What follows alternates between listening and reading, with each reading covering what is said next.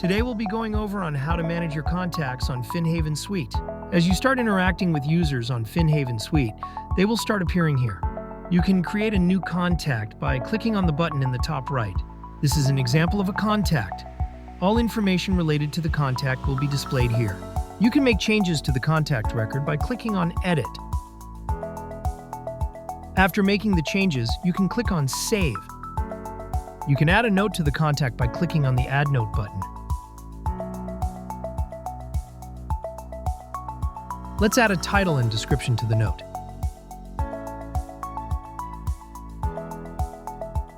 Within the Documents tab, you can view all your issued documents and also issue new signing requests. The Portfolio tab displays all the securities issued to the contact. You can use the New Task button for faster access to all the actions.